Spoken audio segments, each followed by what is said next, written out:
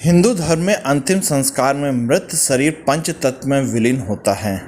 अवशिष्ट शरीर को पृथ्वी पर रखकर वायु के द्वारा शून्य के साथ अग्नि को समर्पित किया जाता है और फिर इसकी बची हुई अस्थियों को जल को समर्पित कर दिया जाता है।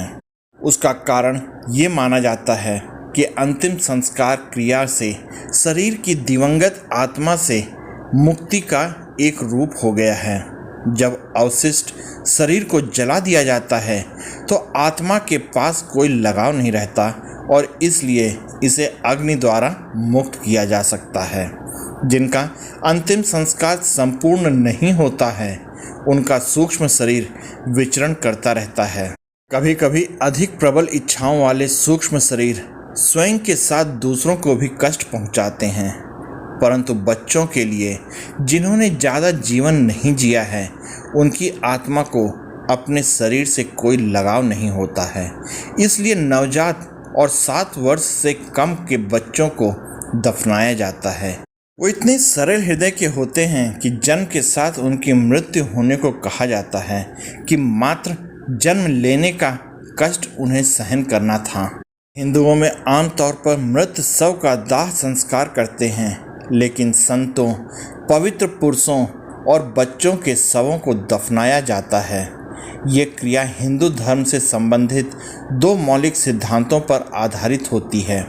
आत्मा का अजर अमर होना और पूर्व जन्म में विश्वास। ये माना गया है कि आत्मा लौटकर आ जाएगी और उस व्यक्ति का पुनर्जन्म मिलन हो जाएगा। साथ ही आत्मा कभी समाप्त नहीं होती, वो वस्त्रों के समान शरीर बदलती रहती है। जब यह जीवन मरण का चक्र समाप्त हो जाता है तो आत्मा को मोक्ष प्राप्त हो जाता है और वो परमात्मा में लीन हो जाती है। अब अगर बच्चों की बात करें तो बच्चे भी फरिश्ते की तरह होते हैं। उनका मन शुद्ध होता है, उसमें किसी भी तरह का कोई सांसारिक छल कपट नहीं पाया जाता। साधुत्व की तरह बच्चे भी परम शुद्ध अवस्था में होते हैं। इसी वजह से बच्चों को भी दफना दिया जाता है। दरअसल हिंदू धर्म में एक धारणा यह है कि एक प्रवेश द्वार है अग्नि, जिसके जरिए कोई आध्यात्मिक दुनिया में प्रवेश लिया जा सकता है।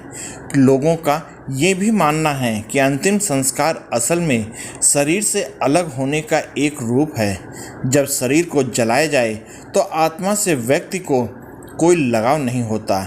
इस तरह वो शख्स आसानी से आध्यात्मिक दुनिया की ओर चला जाता है और फिर मोक्ष पा लेता है।